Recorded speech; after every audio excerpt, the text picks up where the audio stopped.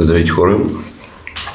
Искам да ви попитам днес дали харесвате изпълнението на всички проекти, особено те с детските площадки, тротуарите и всички останали. Как ви се струва? Дали тези средства са усвоени правилно, дали са много, малко? Може би не знаете колко са средствата и не знаете какви са и цените. Може би това не е задължително, разбира се, да го знаете. Но как ви харесва изпълнението, качеството? Какво е? Ако цената е била скъпа, а качеството не става и се е изчупило, и то много скоро,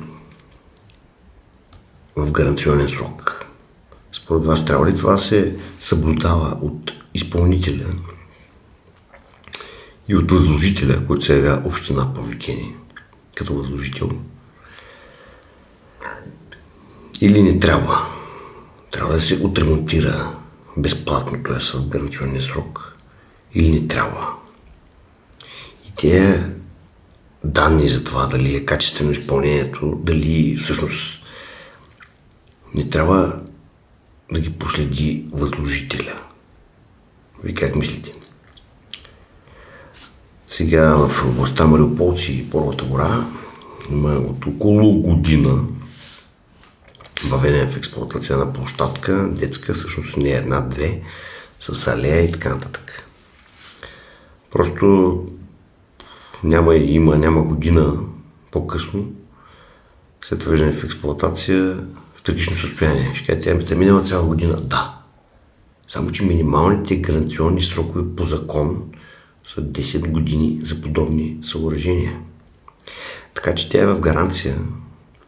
И защо всъщност трябва гражданите като нас, като мен и като моите колеги да подаваме сигнал, включително и до общината, с приложен снимков материал за некачественото изпълнение на тези неща, които са се счупили в тази площадка. Тези неща не просто са се счупили, а те са опасни за здравето на децата, играещи на площадката. Тъй като могат да се прибият в нея, тъй като е нарушена целостта на настилката, на меката настилка, която удачно се използва за детски площадки. И не само на нея, ами и на основата под нея. Пътеката е в същото състояние. Тази пътека с каменни плочи и фуга от цемент, както е описано в проекта, е сцепена на две. Не знам какви земни влияния и влияния на масите трябва да са се случили там, в тази вековна вече, в този вековен хълм вече Мариополци, тая Борова гора, но според мен основата е некачествено изпълнена.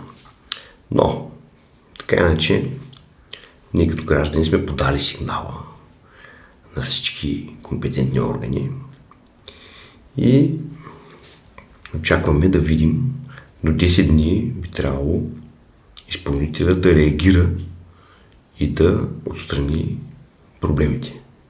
Ще видим това се случи до 10 дни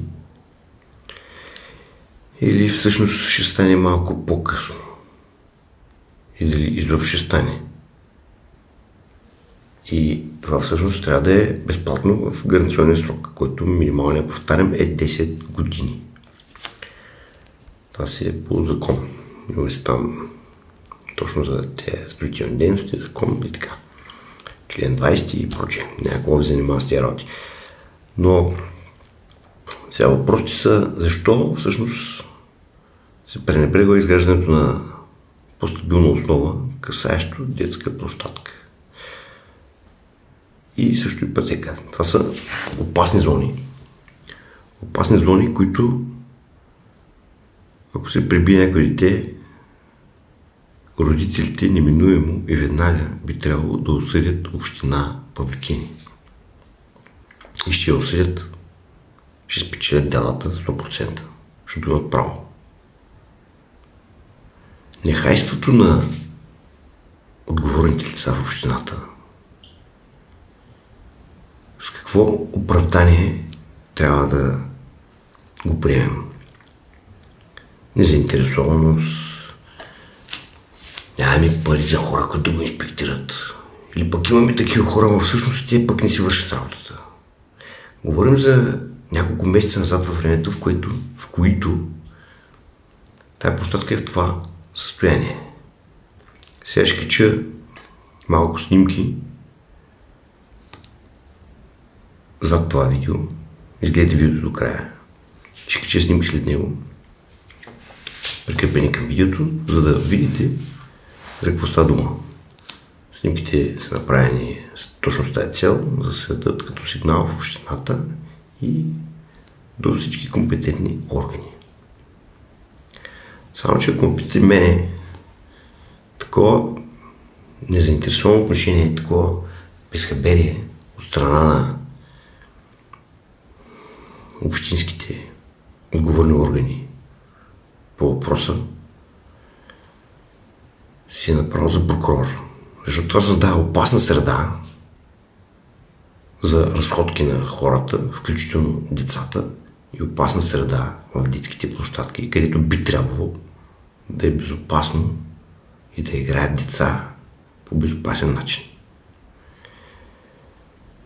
Избягвам в момента да коментирам корозиралите антикорозионни покрития на кошчета за буклук и други елементи.